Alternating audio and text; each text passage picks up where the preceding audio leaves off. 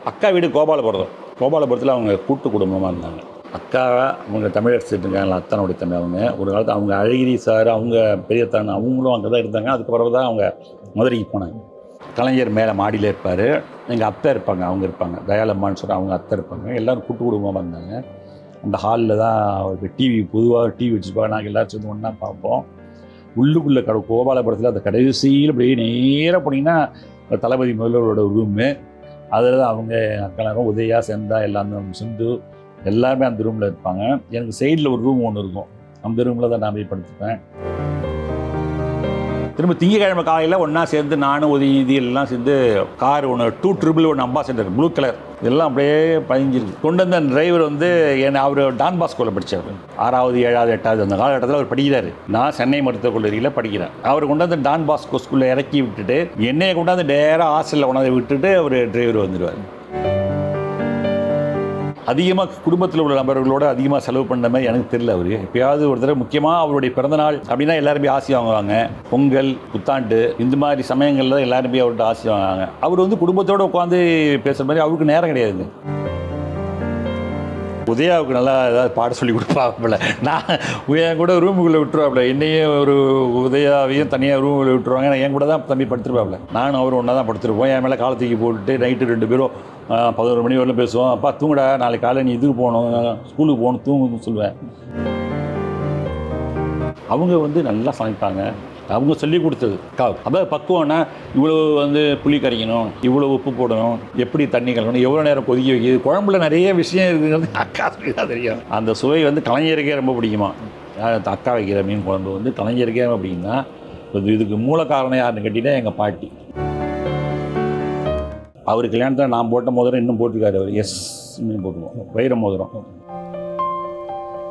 அக்கா வீட்டுக்காரு அத்தான் தான் சொல்லுவாங்க. ஒரு சில இடத்துல மாமான்னு சொல்லுவாங்க. பிறகு மாமானா வந்து உங்களுக்கு கூட பிறந்த அம்மாவுடைய கூட பிறந்தவங்க தான் மாமான்னு சொல்லுவாங்க. அக்காவுடைய வீட்டுக்காரெல்லாம் எங்கள் ஏரியாலலாம் அத்தான்னு தான் சொல்லுவாங்க. நான்லாம் அத்தான் தான் சொல்லுவாங்க. இப்போ வந்து அவங்க கிளாஸில் வந்து நீ கருணாநிதியோட பேரனால என்ன கேட்பாங்க. ஆமாம் நான் சொல்லுவேன் அப்படின்னு சொல்லிட்டு நீ அவர் மாதிரி தமிழ் பேசணும் அப்படின்னு சொல்லுவாங்களாம். அது மாதிரி கலைஞர் மாதிரி நீ எப்படி பேசுகிறேன், நிறைய படித்தா பேசலாம்ப்பா அப்படின்பேன் நான். நீ 8வது ரோவில் உட்கார வச்சது, இவர் வரவே முடியாதுன்னு சொன்னது, இவருக்கு ஜாதகத்தில் அது இல்லை இது இல்லை கட்டம் சரியில்லைன்னு சொன்னது, இன்னும் என்னென்னமோ பல விமர்சனங்கள்லாம் வச்சு இவருக்கு பேச தெரியாது, இவர் துண்டு சீட்டு அப்படி இப்படின்னு சொன்னலாம் ஒரே நொறுக்கா தூக்கி போட்டு ஒரே நொறுக்கா நொறுக்கி தள்ளிட்டார். முடிஞ்சு போச்சுங்க. முத்துவேல், கருணாநிதி, ஸ்டாலின் தரமட்டமாக்கிட்டாரு.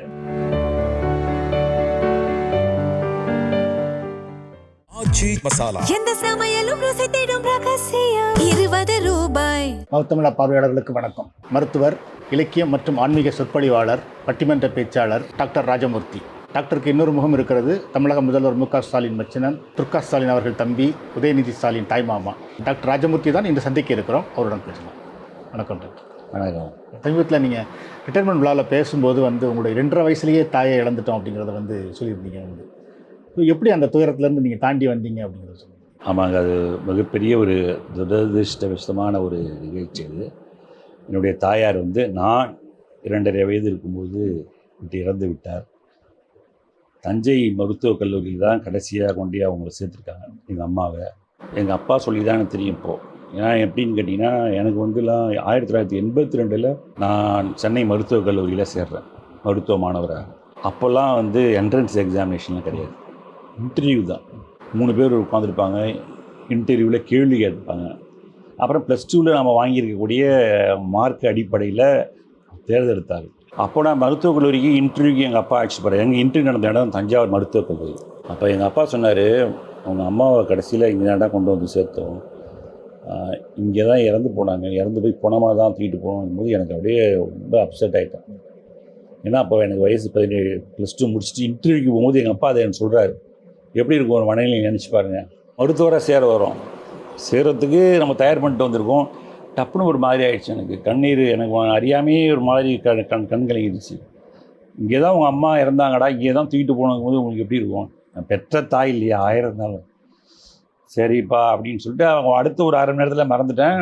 இன்டர்வியூ போய் நல்லா பண்ணேன், செலக்ட் ஆகி வந்து சேர்ந்தேன்னு வச்சுங்களேன். அப்போ வந்து 2.5 வயசுலேயே எனக்கு அதிகமாக வந்து தெரியாத நினைவுகள் இல்லை. ஆனால் ஒரே ஒரு நினைவு மட்டும் எனக்கு இருக்குது. எப்படின்னு கேட்டால், பெணமாக வந்து செமினார் கோயில் அவங்களுடைய சொந்த ஊர். அந்த ஊர் கொண்டு வந்துட்டாங்க. அவங்க அம்மா ஊர் செமினார் கோயில். எங்கள் ஊர்லேருந்து ஒரு 12 கிலோமீட்டரு. அங்கே கொண்டு வந்து படுக்க வச்சுருந்தாங்க. ஒரு பட்டு புடவை மேலே போட்டு படுக்க வச்சுருந்தாங்க. அந்த பிணத்துக்கு பாடையெல்லாம் கட்டுவாங்கள்ல, அதெல்லாம் என் கண் முன்னாடி நிற்கிது. எனக்கு அப்போ நான் ஓடி விளாண்டுக்கிட்டு இருக்கேன். தெரியல, செத்து போயிட்டாங்க தெரியுது. எல்லாம் உட்காந்து அழுகுறாங்க. என்னை கூப்பிட்டு பாவம் இந்த மாதிரி தாய் இல்லாத பிள்ளைய விட்டு போயிட்டாலே அப்படிங்க அந்த மாதிரிலாம் பேசுகிறதெல்லாம் நினச்சி பார்க்குறேன். 2.5 வயசில் நமக்கு என்ன ஒன்று புரியும். ஆனால் எனக்கு வந்து அதுக்கப்புறம் எங்கள் பாட்டி தான் வந்து என்னை வந்து வளர்க்குறாங்க. அதாவது எங்கள் பாட்டினா எங்கள் அப்பாவுடைய அம்மா. அவங்கள தான் நான் அம்மா அம்மான்னு கூப்பிடாங்க. அப்போ கூட எல்லோரும் கேட்டாங்க, என்னடா அது பாட்டி போய் அம்மா அம்மான்னு சொல்லிட்டு அப்படின்னு. எனக்கு அம்மாவை அவங்க தான் தெரிஞ்சாங்க. ஏன்னா எங்கள் சோறு ஊட்டி வளர்த்தது அவங்க தான் எனக்கு எல்லாரையும். அதுக்கப்புறம் ஒரு அம்மா இல்லாத ஒரு பிள்ளையை வளர்க்குறதுனா உங்களுக்கு தெரியாத விஷயம் இல்லை. இவ்வளோ ஒரு கஷ்டமான சூழல். அப்பா வந்து கவர்மெண்ட் ஹெட் மாஸ்டர் அந்த தடவை வேலைக்கு போயிடுவாங்க இல்லையா. அப்போது திரும்ப பள்ளியில் சேர்க்குறதுலேருந்து எல்லாம் என்னை ஒரு ஆளாக்கி கொண்டு வந்ததில் என்னுடைய பாட்டி முக்கியமானவங்க. அவங்க இறந்துட்டாங்க. அதாவது எங்கள் அப்பாவுடைய அம்மா. அதுக்கப்புறம் என்னுடைய சகோதரிகள்லாம் அவங்களும் சின்ன வயசு தான். 7 வயசு 8 வயசு பெரிய அக்காவுக்கு. நீங்கள் சொன்னீங்களா தமிழக முதல்வருடைய துணைவியார் இன்றைக்கி துர்காவதி, அப்பவும் சின்ன வயசு தான். இன்னொருத்தவங்க சாருமதி, அவங்க இப்போ ஒரு 2 வருஷத்துக்கு முன்னாடி இறந்துட்டாங்க. அவங்களும் சின்ன இறங்கும்போது அம்மா சொன்னாலாம், இங்கே வாங்க அப்படின்னு சொல்லி அவங்களை கூப்பிட்டு, தம்பியை பார்த்துங்கடி நல்லா அப்படின்னு அம்மா சொன்னதாக சொல்லுவாங்க. தம்பியை நல்லா பார்த்துங்கடி அப்படின்னு சொன்னதா நினைக்கும் போது கொஞ்சம் கண் கலங்குது, கஷ்டமாக தான் இருக்குது. அக்காக்கள் எந்த அளவுக்கு உங்கள் வாழ்க்கையில் ஒரு முக்கியமாக? நான் வந்துங்க 5ஆம் படிக்கும் போதே, அதாவது 1975 1975 எனக்கு வயசு 10. அப்போ அவங்களுக்கு கல்யாணம் ஆகிடுச்சு. சென்னையில் இங்கே ஆபர்ட்ஸ்பரி திருமண மண்டபத்தில் மிகப்பெரிய ஒரு திருமணம். அது நான் பிரம்மாண்டமாக பார்க்குறேன். ஏன்னா அப்போல்லாம் நான் சென்னைக்கு அப்போ தான் முத வரேன் நினைக்கிறேன். அது மாப்பிள்ளை வீடு பார்க்குறதுக்கே நான் அழைச்சிட்டு வந்தாங்க. அதுக்கப்புறம் கல்யாணத்துக்கு வரேன். நான் அங்கே கிராமத்தில் தானே இருக்கேன், படிக்கிறதெல்லாம் 5ஆம் வகுப்பு வரையிலும். அப்போ தான் 75 5ஆவது படிக்கிறேன். 1, 2, 3, 4, 5 படிக்கிறேன். அப்போலாம் எங்கேயாவது டூர் அழைச்சிட்டு போவாங்க. அப்பா வெளில டூர்லாம் அழைச்சிட்டு போயிருக்காங்க. ஆனால் தலைநகரம் சென்னையும் பார்க்கும்போது அப்போ தான் கல்யாணத்தப்போ இங்கே வந்து முதல் நாள் தங்கியிருந்து மறுநாள் பிரம்மாண்டமான திருமணம். ஆனால் ஜெமினி கணேசன், சிவாஜி கணேசன்லாம் நம்ம தேட்டரில் போய் நான் பார்த்ததில் நேரடியாக பார்க்குறேன். பெரிய பெரிய ஆளுங்கள்லாம் இப்போ எவ்வளோ பெரிய ஆளுங்க. விவி கிரி, பக்ருதீன் அலி அகமது, ஜெகஜீவன் ராம், பெருந்தலைவர் காமராஜர். அப்பா அவ்வளோ பெரிய பெரிய பெரிய ஜாமான்லாம் பார்த்துட்டு எனக்கு ரொம்ப மலைச்சி போய் அந்த திருமணத்தை பார்த்தேன். பெரிய அக்கா வந்து அதிக நாள் என்னோட இல்லை. அதாவது எங்கள் கூட சேர்ந்து இல்லை. எனக்கு 5ஆவது படிக்கும்போது அவங்களுக்கு திருமணம் ஆகிடுச்சு இல்லையா. 75லேயே திருமணம் ஆகி அவங்க சென்னை வந்துட்டாங்க இல்லையா. அதுக்கப்புறமா வந்து என் கூட அதிக நாள் இருந்தது என்னோடய இன்னொரு அக்கா சாருமதி தான். அவங்க தான் நான் +2 படிக்கிறவரையும் என் கூட இருந்தவங்க. நான் ஃபஸ்ட் இயர் படிக்கும்போது, எம்பிபிஎஸ் படிக்கும்போது தான் அவங்களுக்கு திருமணம் நடக்குது. 1982 அவங்க திருமணம் நடக்குது. ஃபஸ்ட் இயர் படிச்சது. நான் வந்து டாக்டருக்கு தான் படிக்கணும், அதாவது டாக்டர் எப்படியாவது எம்பிபிஎஸ் சீட் வாங்கணும். அப்போ வந்து உங்களுக்கு ஒன்லி கவர்மெண்ட் காலேஜ் தாங்க. 8 தான் கவர்மெண்ட் காலேஜ் தமிழ்நாட்டில்.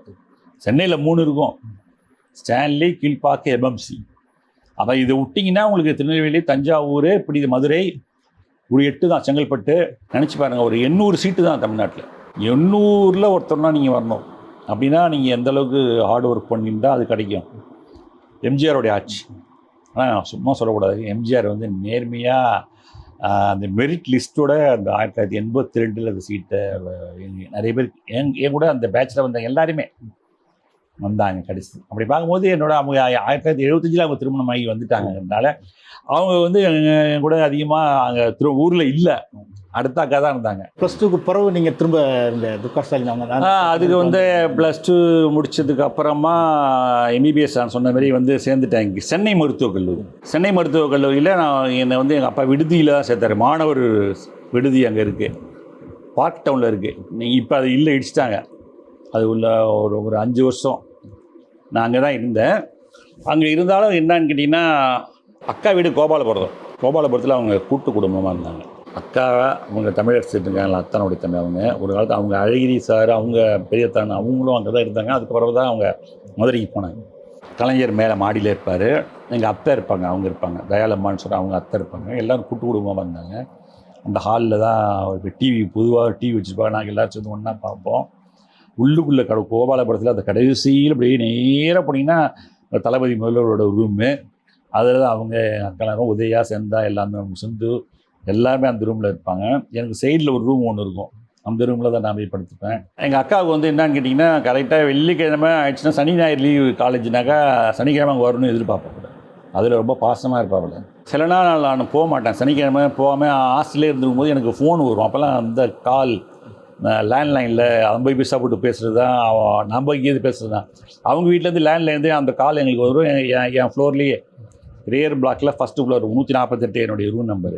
கரெக்டாக பார்த்தீங்கன்னா சனிக்கிழமை காலையில் 10 மணிக்கெலாம் ஒரு கால் வந்துச்சுன்னா, உங்கள் அக்காக்காக தான் கூப்பிட்றாங்க, கரெக்டாக என் ரூமில் உள்ளவங்க சொல்லுவான், தம்பி நீ போலில்லை அக்கா கூப்பிட்றான். அதுமாரி இப்போ ஃபோன் எடுத்து, என் தம்பி ஏன்பா வரல அப்படின்னு, வந்துடுறேங்க்கா வரேங்க்கா, மதியானம் சாப்பாடு வந்துடுப்பா அப்படிங்கிறப்ப, சரி அக்கா கூப்பிட்டாப்பில்ல அப்படின்னு சொல்லிட்டு உடனே பஸ்ஸை பிடிச்சி 3A அப்படின்னு இன்னும் ஞாபகம் இருக்கு பாருங்க பஸ் நம்பரு. இன்றைக்கும் அந்த நம்பர் ஓடும்னு நினைக்கிறேன், தெரியல. 3A பஸ்ஸு கோபாலபுரத்துலேருந்து இங்கே வந்து பார்க் டவுன் வந்து இறங்கணும். பூக்கடை போலீஸ் ஸ்டேஷன் ஸ்டாப்பில் இறங்கினா அப்படியே பை வாக்கபிள் டிஸ்டன்ஸ் என் ஹாஸ்டல். சனி ஞாயிறு அக்கா கூட இருப்பேன். அவங்க வீட்டில் நல்ல சாப்பாடு, அது ஹாஸ்டல் சாப்பாடுக்கும் வீட்டு சாப்பாடுக்கும் உங்களுக்கு தெரியுமே. இன்னும் கொஞ்சம் டேஸ்ட்டாக விரால் மீன் குழம்பு, சிக்கன் குழம்பு, இந்த இதெல்லாம் கோழிக்கறி இதெல்லாம் நல்லா செய்வாங்க அவங்க வீட்டில். திருப்தியாக சாப்பிட்டு இருந்தால் சினிமாவுக்கு போகிறதான் ஈவினிங் எல்லோரும் சேர்ந்து ஒன்றா போவோம். அப்போல்லாம் தேவி பேரடைஸு, அலங்காரு, மவுண்ட் ரோடு வந்துட்டிங்கன்னா சாந்தி, இந்த மாதிரி எங்கேயாவது சினிமா பார்க்க கூட எல்லோரும் ஒன்றா போயிட்டு அந்த மாதிரி என்ஜாய்மெண்ட் பண்ணிட்டு வந்துடுவோம். மறக்க முடியாத அனுபவம். அக்கா வந்து ஆனால் விட மாட்டாப்புல. வரல அப்படின்னு சொன்னால், தம்பி ஏன் வரல அப்படின்னு சொல்லிட்டு வீட்டுக்கு கூப்பிடுவாப்புல. திரும்ப திங்கக்கிழமை காலையில் ஒன்றா சேர்ந்து நானும் உதவி எல்லாம் சேர்ந்து கார் ஒன்று 211 அம்பாசடர் ப்ளூ கலர் இதெல்லாம் அப்படியே பதிஞ்சிருக்கு கொண்டு வந்த அந்த டிரைவர் வந்து அவர் டான் பாஸ்கோவில் படித்தார். 6வது 7வது 8வது அந்த காலகட்டத்தில் அவர் படிக்கிறார். நான் சென்னை மருத்துவக் கல்லூரியில் படிக்கிறேன். அவர் கொண்டு வந்து டான் பாஸ்கோ ஸ்கூலில் இறக்கி விட்டுட்டு என்னையை கொண்டாந்து நேராக ஹாஸ்டலில் கொண்டாந்து விட்டுட்டு அவர் டிரைவர் வந்துடுவார். அக்காவை பார்க்க போகும்போது எப்படியும் கலைஞரை பார்த்துருப்பீங்க. அப்போ கலைஞரை வந்து தமிழ்நாடு முழுக்க ஒரு தலைவராக வந்து பார்த்துட்டு இருக்கிற காலத்தில் நீங்கள் ஒரு மாமாவாக வந்து அவரை வீட்டில் பார்க்கும்போது எப்படி இருக்கும் உங்களுக்கு? பெரிய பிரமிப்பு தான். அதிகமாக குடும்பத்தில் உள்ள நபர்களோடு அதிகமாக செலவு பண்ண மாதிரி எனக்கு தெரியல. அவர் எப்பயாவது ஒரு தடவை முக்கியமாக அவருடைய பிறந்தநாள் அப்படின்னா எல்லாருமே ஆசை வாங்குவாங்க. பொங்கல், இந்த மாதிரி புத்தாண்டு, இந்த மாதிரி சமயங்களில் தான் எல்லாருமே அவர்கிட்ட ஆசை வாங்குவாங்க. அவர் வந்து குடும்பத்தோடு உட்காந்து பேசுகிற மாதிரி அவருக்கு நேரம் கிடையாதுங்க. அவரை பற்றி தான் அவங்களுக்கு தெரியுமே. முழுநேர அரசியல்வாதினா தமிழ்நாட்டில் அவரை மாதிரி யாருமே கிடையாது. எப்போ பார்த்தாலும் ஏதாவது எழுதுவது, படிப்பது, இல்லைனா கூட்டங்கள் கலந்துவது, வெளியூர் போவது, இல்லைனா தொண்டர்களை சந்திப்பது, இல்லைனா 2ஆம் கட்ட தலைவர், முதல் கட்ட தலைவர்கள், இந்த மாதிரி தானே அவருடைய வாழ்க்கை போச்சு. அப்பப்போ நான் பார்ப்பேன். நல்லா ஞாபகம் இருக்குது எனக்குலாம். ஏன்னா நான் கோபாலபுரத்தில் போய் வாசலில் அந்த ஹாலில் உட்காந்துருந்து சின்ன மாடிப்படி போகிறது, அது கீழே ஒரு சின்ன ஒரு இடம் இருக்கும், ஸ்பேஸ். அதில் தான் சண்முகநாதன் அவருடைய உதவியாளர் அங்கே தான் உட்காந்துருப்பார். அங்கே தான் டைப்பில் அடிப்பார். கலைஞருடைய கடிதங்கள்லாம் வருது பாருங்க முரசொலியில், அவர் எழுதுறது நான் அப்படியே பார்த்துருக்கேன். அப்படியே கொட்டை கொட்டையாக அழகாக கருப்பு மையில் A4 சைஸில் ஒரு அடித்தல் திருத்த கூட நான் பார்ப்பேன். ஏன் தலைவர் எழுதி கொடுத்தாரு, ஆமாயா அப்படின்ட்டு ரொம்ப சீரியஸாக உட்காந்து அடிச்சுட்டு இருப்பார். ஏதாவது பேச்சு கொடுத்தா பேசாதையா அப்படின்பார். ஏதாவது தப்பு வந்துச்சுன்னா திட்டுவாரியா அவர், பிசாமரியா அப்படின்ட்டு பயங்கர செஞ்சு பார்ப்பேங்க. அப்படி ஆசையாக இருக்கும் பார்க்குறதுக்கு. ஒரு பேஜ் தான் எழுதுவார், பின்பக்கம் எழுத மாட்டார். திரும்பி வேற ஒரு தாளில் ஒரு பக்கம் தான் எழுதுவார். அப்படியே எந்த இடத்துலையும் ஒரு அடித்தல் திருத்தலே இருக்குமோ பார்க்கும்போது ரொம்ப ஆச்சரியமாக இருக்கும். முரசொலி கடிதெல்லாம் அதை டைப்பில் ஏற்றி அதுக்கப்புறம் தான் அது முரசொலிக்கு போகும். அப்போ நான் அதை பார்த்துருக்கேன். நிறைய தலைவர்கள்லாம் இருக்காங்களா, வைகோலாம் வந்து அப்படியே மணிக்கணக்காக உட்காந்துருப்பார். என் அப்பா சொல்லுவார், வை கோபால்சாமி சின்னப்பா காலேஜில் படிச்சுருந்தாங்க, தலைவர் எப்போ வராருன்னு அப்படியே பார்த்துட்டே இருப்பார். கதவு திறக்க சத்தம் கேட்டுன்னா அப்படி. சில நேரம் இங்கே வந்துருக்கக்கூடிய தலைவர்கள், பெரிய 2ஆம் கட்ட தலைவர் ஆர்கடை வீரசாமி, துரைமுருகன், இந்த மாதிரி கொஞ்சம் சீனியர் மோஸ்ட் தலைவர்கள் அந்த காலத்தில் அடிக்கடி வருவாங்க. மாடிக்கு போவாங்க, பார்த்துட்ருப்பேன். சரி, பெரிய பெரிய தலைகள்லாம் பார்த்துட்டு இருப்பேன். அப்போ நான் காலையில் ஸ்டூடெண்ட் கியாப்பையை நான் பார்த்துருக்கேன். ஒரு தடவை ரெடியாக ஒரு தடவை கண்ணதாசனை பார்த்தேன். அப்போது போகும்போது கண்ணதாசனை பார்த்தேன். நிறைய ஒரு தடவை சிவாஜி கணேசனை வந்து வீட்டுக்குள்ளே வந்து பேசினாரு. எனக்கு ரொம்ப ஆச்சரியமாக இருந்துச்சு. என்னடா அது எவ்வளோ பெரிய ஆளுங்களாம். அப்போ தான் சொன்னாங்க, இங்கே வராத ஆளுகளே கிடையாதுப்பா, எம்ஜிஆரே இங்கே வந்து எத்தனை தடவை உட்காந்துருக்காரு அப்படின்னு. அப்பா அந்த இடத்துல நம்ம உட்காந்துருக்கோமா அப்படின்னு நான் மலைப்பாக அந்த இடத்த நான் பார்த்துட்டு இருந்தேன். அந்த அனுபவம் உண்டு. அவரை பார்த்துருக்கேன். என் மேலே ஒரு பிரியம் உண்டு, தலைவருக்கு பாசம் உண்டு.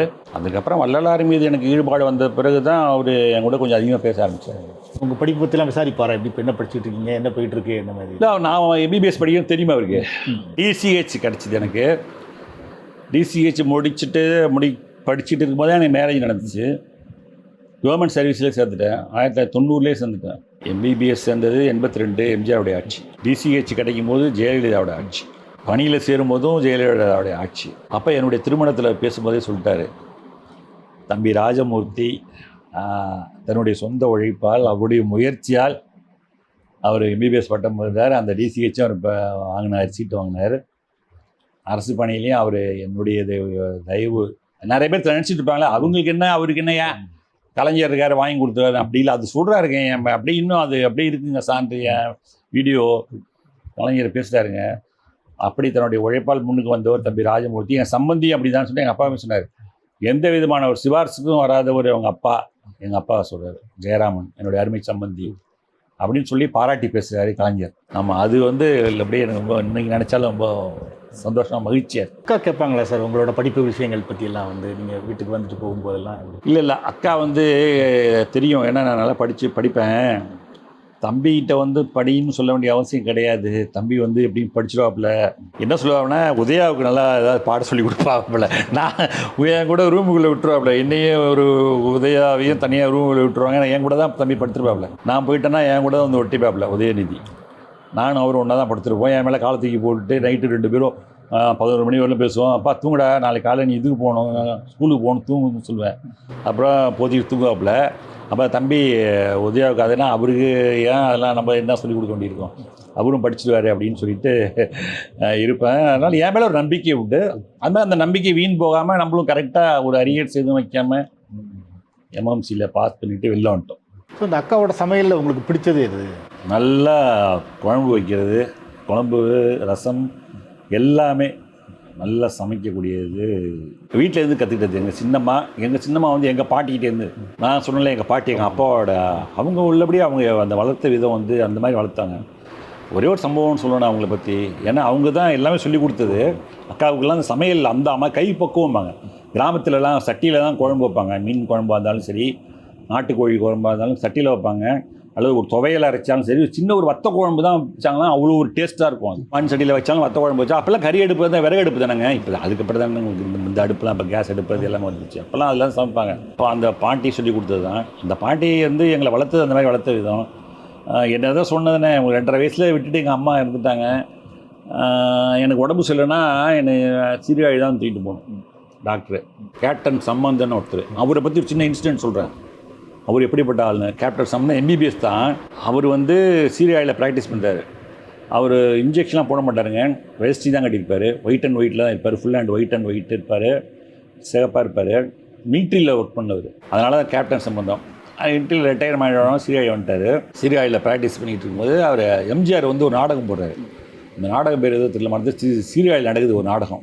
அதில் ஒரு பைல்வானா ஒருத்தர் நடிக்கிறவரை எம்ஜிஆர் தூக்கி நடிக்கிற மாதிரி சீனு. கீழே உட்காந்து அப்படியே தூக்கி தலைக்கு மேலே இப்படி தூக்கணுமா, இப்படி அப்படி உட்காந்து தூக்கி தம் கட்டி தூக்கும் போது ஃப்ராக்சர் ஆகிடுது.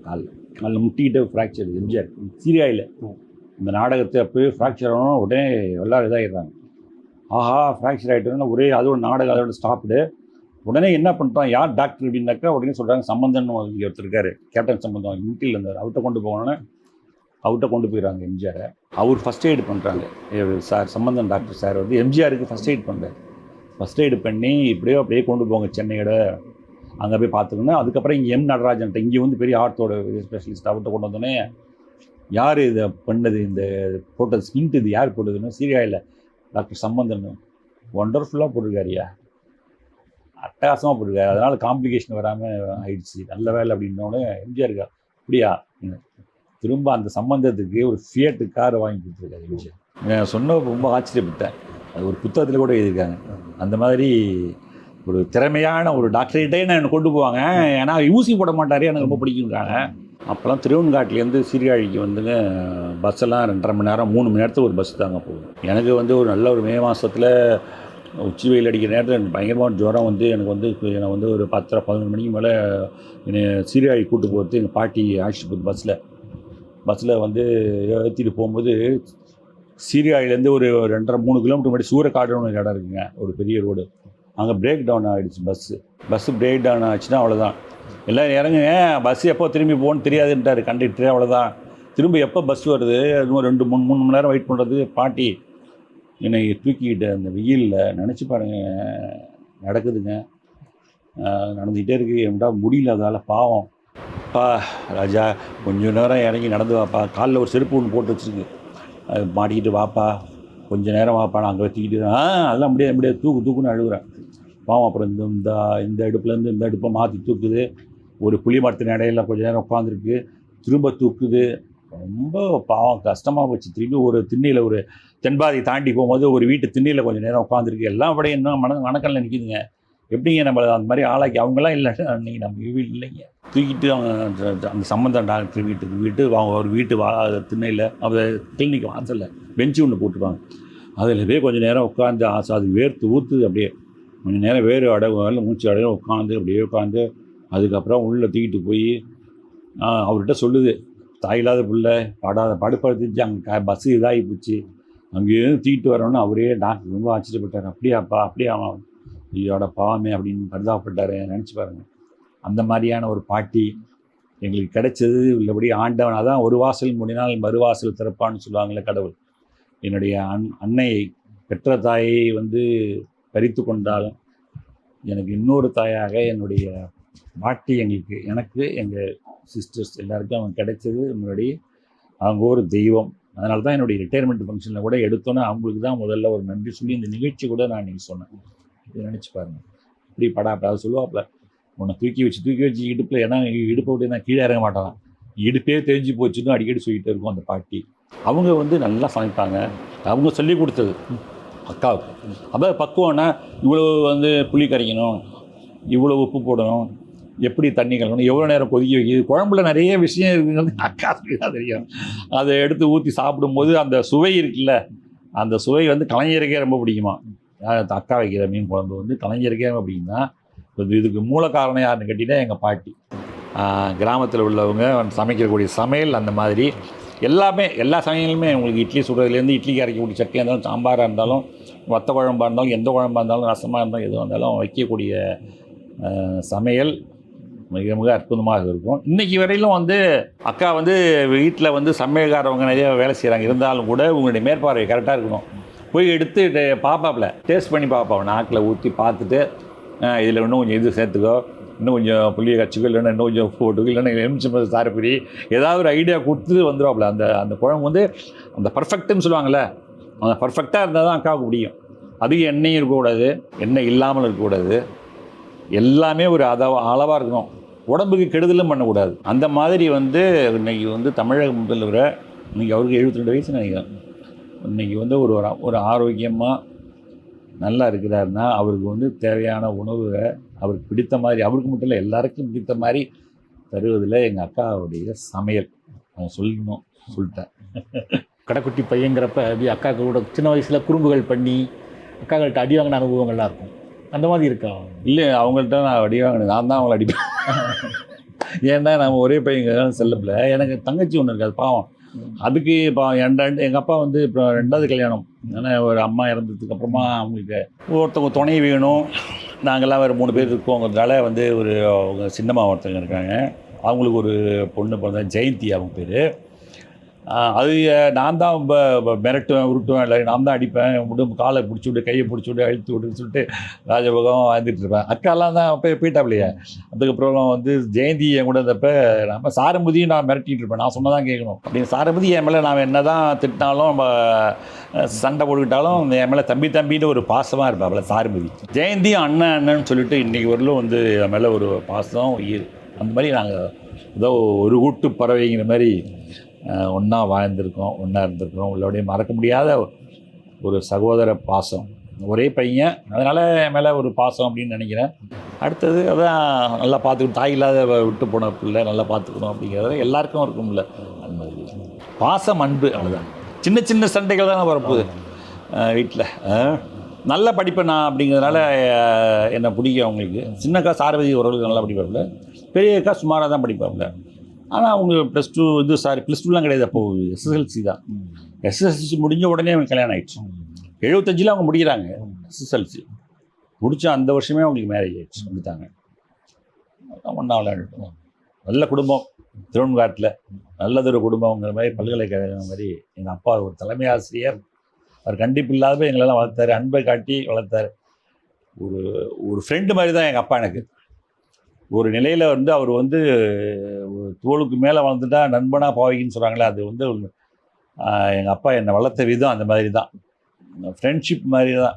ஹாஸ்டலில் வந்தாலும் சரி, என் கூட இருக்கக்கூடிய என் கூட மனோகர், குமார்னு ஒருத்தர், ராஜ்குமார், 2 ராஜ்குமார் எல்லாம் இப்போ 2 ராஜ்குமார் சென்னையில் இருக்காங்க. மனோகர் கூட இப்போ இதில் இருக்கார், லண்டனில் இருக்கார்.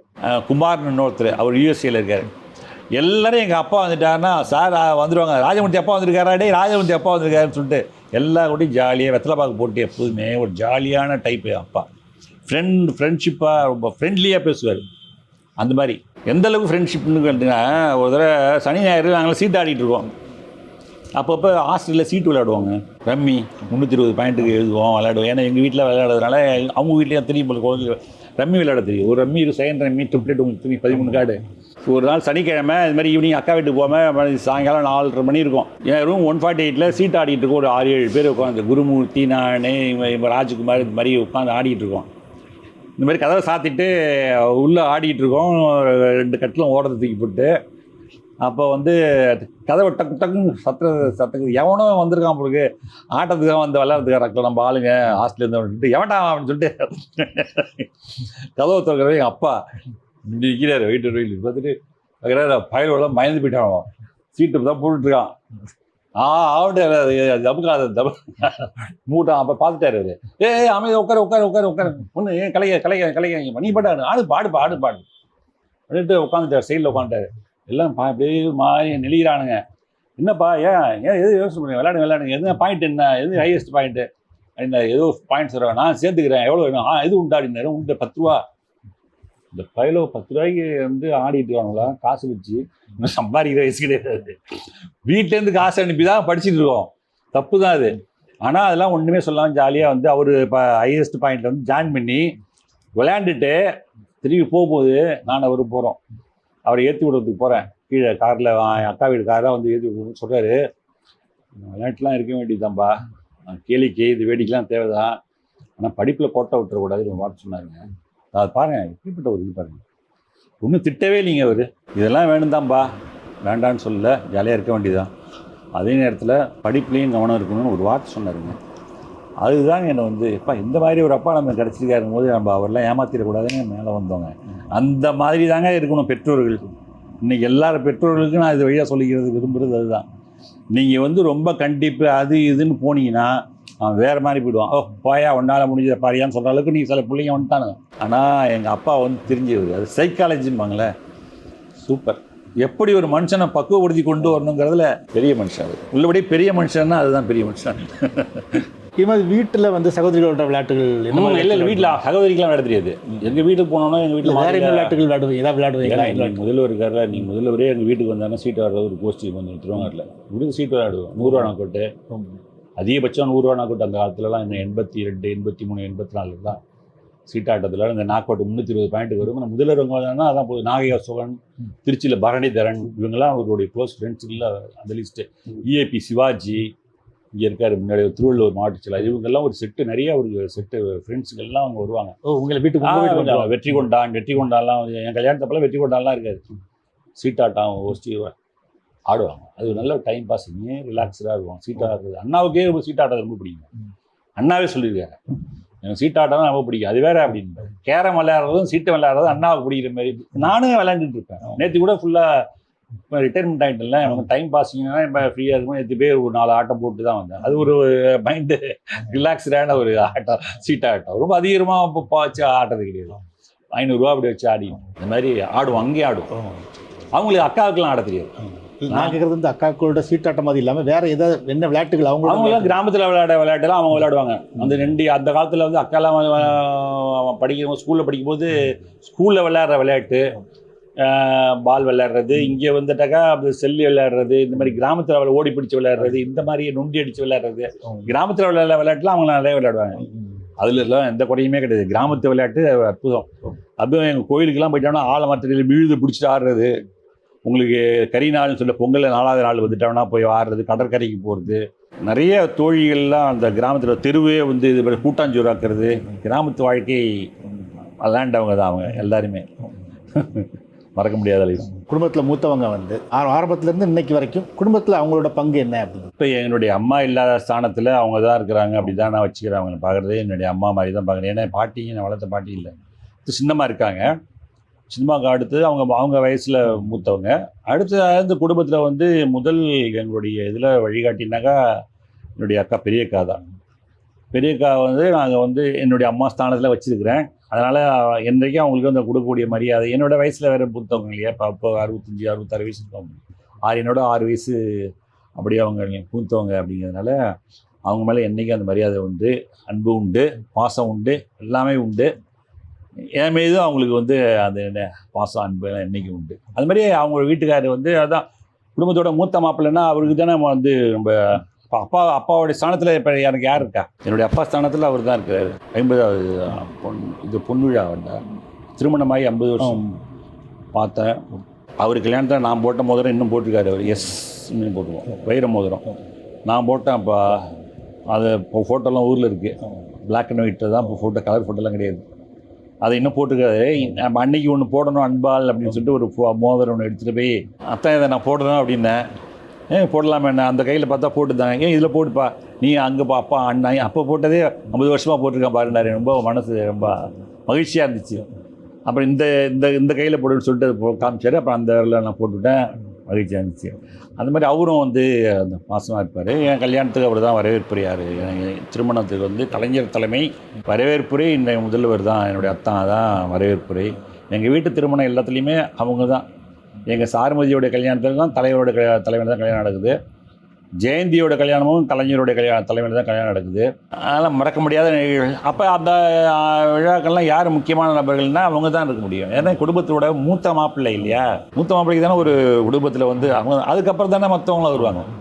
இப்போ நான் கல்யாணம் பண்ண இடத்துலையும் நான் தான் மூத்த மாப்பிள்ளை, என் ஒய்ஃபுக்கு நான் தான் மூத்த மாப்பிள்ளை.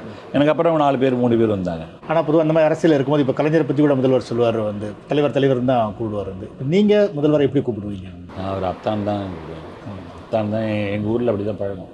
அக்கா வீட்டுக்கார அத்தான் தான் சொல்லுவாங்க. ஒரு சில இடத்துல மாமான்னு சொல்லுவாங்க. உங்களுக்கு மாமானா வந்து உங்களுக்கு கூட பிறந்த அம்மாவுடைய கூட பிறந்தவங்க தான் மாமான்னு சொல்லுவாங்க. அக்காவுடைய வீட்டுக்காரெல்லாம் எங்கள் ஏரியாலலாம் அத்தான் தான் சொல்லுவாங்க. நான்லாம் அத்தான் தான் சொல்லுவாங்க.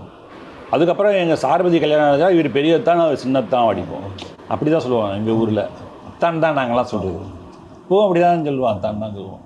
இப்போ வந்து தலைவர்னு ஆகிடுவார் எல்லாருமே. அப்போ அவர் எப்படி அவங்க அப்பாவை தலைவர்னு சொல்கிறாரோ அதே மாதிரி இப்போ நமக்கு வந்து அவர் அத்தான்னு சொல்ல முடியாது, ஏற்றுக்க. அது இப்போ தமிழகமே அவர் அப்பான்னு சொல்லணும்னு அவர் சொல்கிறார் இல்லையா. எல்லா மக்களையும் அவர் அரவணைக்கிறாரு போது அவர் அப்பா ஸ்தானத்தில் தமிழக மக்களுக்கு இருக்கார். நமக்கும் அந்த ஸ்தானத்தில் தான் இருக்கார். இப்போ தலைவர் வந்து எனக்கு தலைவர் கலைஞர், நான் அவர் என்னுடைய தலைவர். அதுக்கப்புறம் தலைவர்னா அரசியல் எனக்கு இப்போ இவர் அத்தானுங்கிற நிலையை தாண்டி அவரும் இப்போ எனக்கு தலைவர். திராவிட இயக்கம்னா அந்த திராவிட இயக்கத்தை கட்டி காக்கிறதுக்கு இன்றைக்கி தமிழ்நாட்டில் அவரை விட்டு ஆள் இல்லை. அதனால் அவர் தலைவர்.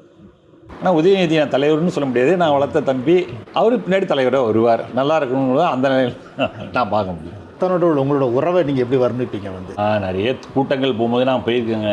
நல்லா பேசுகிறது இதெல்லாம் பேசி முடிச்சுட்டு அப்புறம் திருவண்ணாட்டிலேயே நிறைய கூட்டங்கள்லாம் பேசியிருக்காரு. திருவண்ணாட்டிலேயே பொதுக்கூட்டங்கள்லாம் பேசுவாங்கல்ல.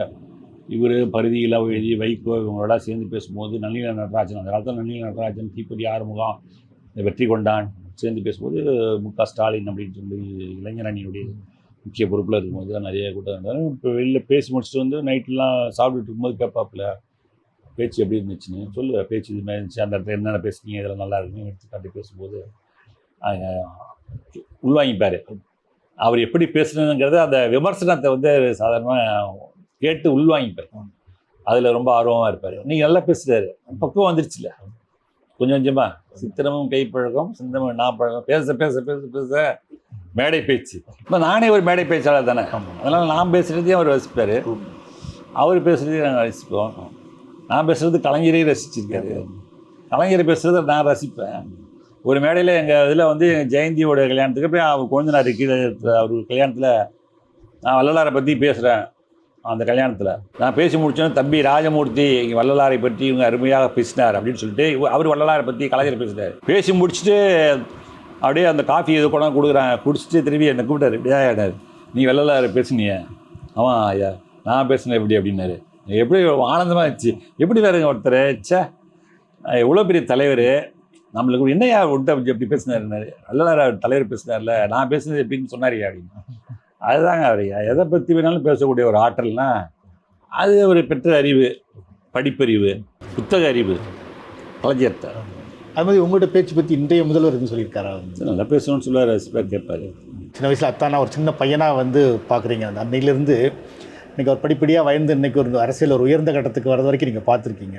ஸோ இந்த ட்ராவலில் அவரோட குணங்களில் ஒரு மாற்றமில்லாததாக நீங்கள் எதை நினைக்கிறீங்க? கலைஞர் சொன்ன மாதிரி எல்லாரும் உலகமே சொன்ன மாதிரி உழைப்பு தாங்க, வேறு என்ன கிடையாது. உழைக்கணும் உழைக்கணும் உழைப்பு. உழைப்பு இல்லாட்டா மனுஷனுக்கு அவ்வளோதான், ஒன்றும் கிடையாது. எனக்கு அப்படி தான் பார்க்குறேன். அவர் சொல்லியிருக்கார் இல்லையா, எனக்கு கலைஞர் மாதிரி பேசுவோ எழுதவோ வராதுன்ட்டு, ஆனால் உழைக்க முடியும்னு சொன்னார் இல்லையா. எந்த மனுஷனுக்கும் அதுதான். என்ன எல்லாரும் அண்ணா மாதிரி பேசணும்னு நினைக்க முடியுமா? இப்போ ராஜமூர்த்தி பேசுகிறாருன்னா இப்போ ராஜமூர்த்தி அண்ணா மாதிரி பேசணும்னு ஆசைப்பட்டா அப்படி ராஜமூர்த்தி மாதிரி தான் பேசுவார். நான் போய் கலைஞர் மாதிரி பேசணும்னா அப்படி கலைஞர் மாதிரி எப்படி பேச முடியும்? ராஜமூர்த்தியாக தான் பேசணும். நீங்கள் இப்போ உங்களுக்குன்னு ஒரு பாணி வச்சுட்டு பேசணும். அது மாதிரி அவருக்கு என்ன ஒரு பாணியாக தான் அவர் பேசுகிறார். எனக்கு வந்து அவங்கள மாதிரி பேசுவோ அவங்கள மாதிரி எழுதவோ வராது, ஆனால் என்னால் உழைக்க முடியும்னு சொல்கிறார் இல்லையா. இன்றைக்கி எவ்வளோ உழைச்சிட்டு தானே இருக்கார். இன்றைக்கி ஒரு ஊரில் இருக்கார், நாளைக்கு இன்னொரு ஊரில் இருக்கார், நாளைக்கு இன்னொரு ஊரில் இருக்கார். ஒரு நிகழ்ச்சி உடம்பு சொல்லினாலும் ஆஸ்பத்திரியில் இருந்தாலும் 2 நாள் 3 நாளைக்கு மேலே ஓய்வு எடுத்தாலும் ஆஸ்பத்திரியில் இருந்துகிட்டே ஏதாவது அரசு பண்ணி பார்க்குறாரு இல்லையா.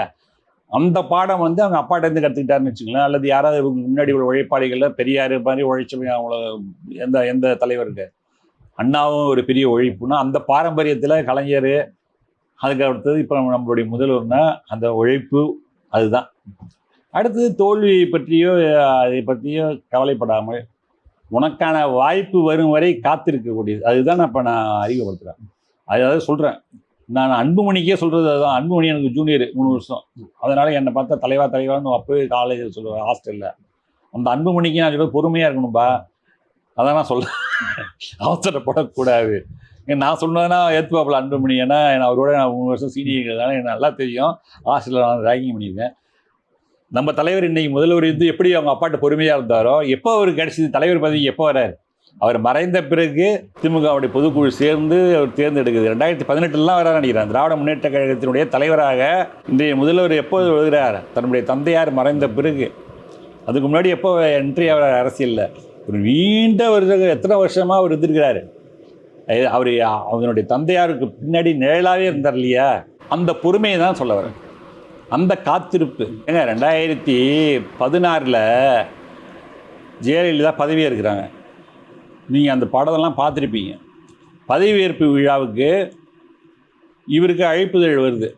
திராவிட முன்னேற்ற கழகத்திற்கு முக்கியமான ஒரு நிலையில் இருக்கிறார் மு.க. ஸ்டாலின். இவருக்கு தான் முக்கியம். ஏன்னா அவர் அசம்பிளிக்கு கலைஞர் போக முடியாது உடம்பு. இவரை அழைப்பு வந்துட்டு இவர் போகிறார். பதவியேற்பு விழாவில் 8வது ரோவில் ஒரு சீட்டு கொடுக்குறாங்க. எங்கேயோ உட்காந்துருக்காரு. இன்னும் சொல்லிட்டோம்னா எங்கூர் எம்எல்ஏ பாரதி, பிவி பாரதி, அவருக்கு பின்னாடி உட்காந்துருக்கிறாரு. இன்றைய முதல்வர் 8வது ரோவில் உட்காந்துருக்காருங்க. இருந்தாலும் அதை பற்றி அவர் வந்து ஒரு அவமானமாக நினைக்கல. மேலே வரணும், நாமும் அந்த சேரில் போய் உட்காரணும். இவர்களுக்கு நம்முடைய செயலால் தான் பதிலை தரணும் என்கின்ற ஒரு வெறியோட 2021 ஆட்சியை பிடிச்சி முத்துவேல் கருணாநிதி ஸ்டாலின் எனும் நான் அப்படின்னு சொன்னார்ல, அங்கே அடிபட்டு போச்சு. நீ 8வது ரோவில் உட்கார வச்சது, இவர் வரவே முடியாதுன்னு சொன்னது, இவருக்கு ஜாதகத்தில் அது இல்லை இது இல்லை கட்டம் சரியில்லைன்னு சொன்னது, இன்னும் என்னென்னமோ பல விமர்சனங்கள்லாம் வச்சு இவருக்கு பேச தெரியாது, இவர் துண்டு சீட்டு அப்படி இப்படின்னு சொன்னதில்ல. ஒரே நொறுக்கா தூக்கி போட்டு ஒரே நொறுக்கா நொறுக்கி தள்ளிட்டார். முடிஞ்சு போச்சுங்க. முத்துவேல் கருணாநிதி ஸ்டாலின் தரமட்டமாக்கிட்டார். அவ்வளோதான். இதுக்கு மேலே நான் எதுவும் சொல்ல வேண்டிய அவசியம் இல்லை. க்ளோஸ். துணை முதல்வர் உதயநிதி ஸ்டாலின் வந்து ஒரு மீட்டிங்கில் பேசும்போது கோபாலபுரம் வீட்டில் தாய்மாமா ராஜமூர்த்தி அவங்களும் நீங்களும் நாங்களும் ரூம்மேட் அப்படின்னு அவர் சொல்லியிருக்காரு. ஸோ அந்த ரூம்மேட்ஸ் அந்த அனுபவத்தை பகிர்ந்துக்க முடியுமா? எனக்கு ரொம்ப சந்தோஷம். அன்றைக்கி அவர் அது மாதிரி பேசுனதில்லை. ஏன்னா நான் வந்து அதுதான் நான் வந்து டிஎம்எஸ் பணி, அதுக்கப்புறம் ஒரு மாதத்தில் நான் ஓய்வு பெறக்கூடிய சூழலில் நர்சிங் கவுன்சில் சேர்மேன் நான் தான். Tamil Nadu nursing council director medical சர்வீஸாக நர்சிங் கவுன்சிலோட சேர்மனாக இருக்கும். அதனால் வந்து அந்த நர்ஸுகள் தினத்துக்கு விழாவுக்காக ஆரம்பித்து 100 வருஷம் தமிழ்நாடு நர்சிங் கவுன்சில் ஆரம்பித்து 100வது வருடம் அதை கொண்டாடுறதுக்கு துணை முதல்வர் கூப்பிட்டு சிறப்பு விருந்தினராக கூப்பிட்டதில் அவர் பேசும்போது என்னை குறிப்பிட்டு பேசினார். இங்கே நர்சிங் கவுன்சில் சேர்மனாக இருக்கக்கூடிய டாக்டர் ராஜமூர்த்தியை வந்து நீங்கள் நர்சிங் கவுன்சில் சேர்மனாக தான் உங்களுக்கு தெரியும், ஆனால் அதையும் தாண்டி இன்னொரு விஷயம் என்னட்டு அவர் என்னுடைய தாய் மாமா அப்படின்னு சொல்லிட்டு இன்னொன்று சொன்னார். இன்றைக்கி நான் இந்த நிலைமை இருக்கிறதுக்கு அவரும் ஒரு முக்கியமான ஒரு காரணம்.